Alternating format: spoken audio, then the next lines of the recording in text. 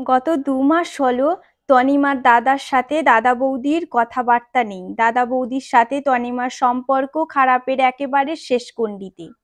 তাদের মিষ্টি মধুর সম্পর্কটা ধীরে ধীরে গরলে রূপান্তরিত হয়ে যাচ্ছে। বাবা চলে গেছেন ১০ বছর আগে।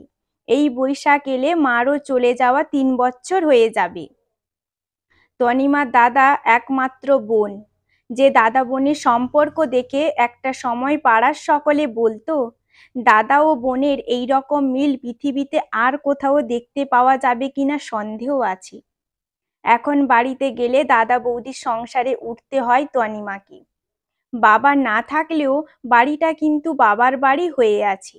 কিন্তু সেই বাড়িতে বৌদি যখন দাদাকে পাত্তা না দিয়ে, কোনো কিছুকে তোয়াক্কা না করে, বলা উচিত নয় এমন কথাও অবলীলায় জোর গলায় বলে ফেলে, তখন কোনো মেয়ে মাথা কি ঠিক থাকে? অনেক কষ্টে পাওয়া বাপ মা হারা কোনো বোন খুবই দুঃখ হয়। এই রকম কোনো এক কারণে গত ২ মাস হলো বাপার বাড়িতে যায় না তনিমা। আর কখনো যাবে না, এটাও মনে মনে ঠিক করে নিয়েছিল সে। বর্তমানে তনিমার ছায়াটাও দাদা বৌদি এড়িয়ে চলে। সম্পর্কটা একেবারে অহিনকুল।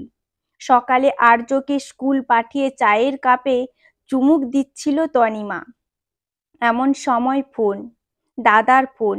ফোনটা রিসিভ করতে মন না চাইলেও দ্বিতীয়বার রিং হওয়ার পর ফোনটা রিসিভ করেছিল তনিমা। মন খারাপের একটা স্বর ভেসে এসেছিল। তনিমা, তোর বৌদির অ্যাক্সিডেন্ট করেছে, এখন নার্সিং হোমে, একটু পরেই অপারেশন। দাদার কণ্ঠ ক্রমশ ভারী হয়ে আসছিল। তনিমা কোনো কথা বলতে পারল না, ফোনটা রেখে দিল। পাশে বসে থাকা শাশুড়ি দেখল তনিমার চোখে কালো ছায়া। স্বস্বভাবে কেমন একটা অস্থিরতার প্রকাশ পাচ্ছে। বিস্কুটটা না খেয়েই কৌটোটা ঢুকিয়ে রাখলো। হাতটা কেঁপে উঠতে চায়ের কাপটা মেঝেতে পড়ে গেল। শাশুড়ি জিজ্ঞাসা করলো, কার ফোন ছিল, কি হয়েছে? দাদার ফোন ছিল, বৌদির অ্যাক্সিডেন্ট হয়েছে, একটু পরেই অপারেশন। তাহলে তোমাকে তো এক্ষুনি যেতে হবে মা। একটা দীর্ঘ নিঃশ্বাস ফেলে কিছু বলতেই চাইল না তনিমা। সস্নেহে শাশুড়ি বলল, এখন কোনো কথা নয়, যতই ঝোটঝামেলা হোক অভিমান করে মন দুঃখ নিয়ে থাকবে না। সবকিছু ভুলে গিয়ে তোমার দাদা যদি তোমাকে জানাতে পারে অ্যাক্সিডেন্টের কথা, তাহলে তোমার যেতে দোষ কোথায়?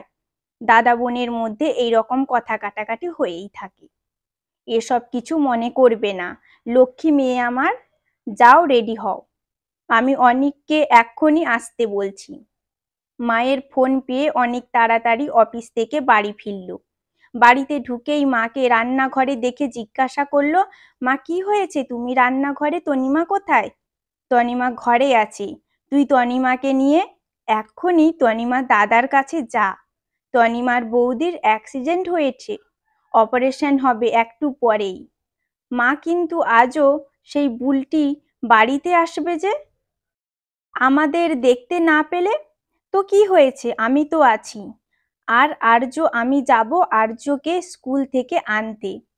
আগে তোরা সবকিছু ছেড়ে হাসপাতালে যা, বিপদের সময় পাশে থাকা আমাদের উচিত।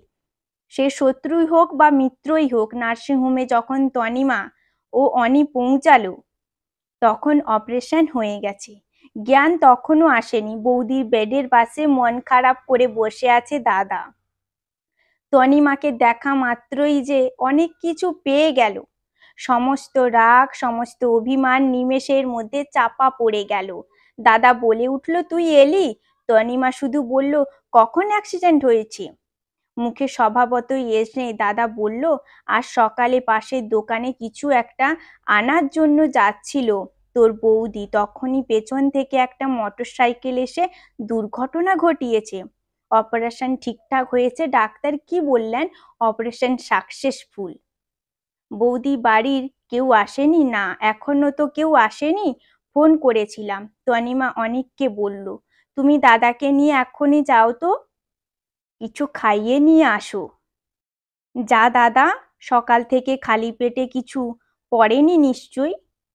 আমি বৌদির পাশে বসে আছি, চিন্তা করিস না। বৌদির জ্ঞান আস্তে আস্তে ফিরছে।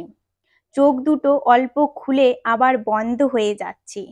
একটা সময় চোখ দুটো সম্পূর্ণ খুলে ননদকে দেখে অবাক স্বরে আস্তে আস্তে বলল, তুমি এখন এসেছো? কিছুক্ষণ আগে। দুজনের চোখ ঘোলা। একটা স্বচ্ছ পর্দা দুজনকে দেখছে। গালের পাশ দিয়ে জল গড়িয়ে পড়ছে দুজনের। তনিমা বৌদির মাথায় হাতটা দিতেই বৌদির হাতটা চেপে ধরে বলল, আমাকে ক্ষমা করে দাও। তনিমা ভারী গলায় বলে উঠল, এ তুমি কি বলছো বৌদি? মোবাইলটা বেজে উঠল। শাশুড়ির ফোন। জিজ্ঞাসা করছে, তোমার বৌদি কেমন আছে? হ্যাঁ মা, অপারেশন হয়ে গেছে, এখন বেডে জ্ঞান ফিরেছে। দাদাও অনেক টিফিন করে বেডের সামনে এলো। টিফিনের একটা প্যাকেট তনিমার হাতে দিয়ে দাদা বলল, তুইও তো সকাল থেকে কিছু খাসনি, টিফিনটা খেয়ে নে।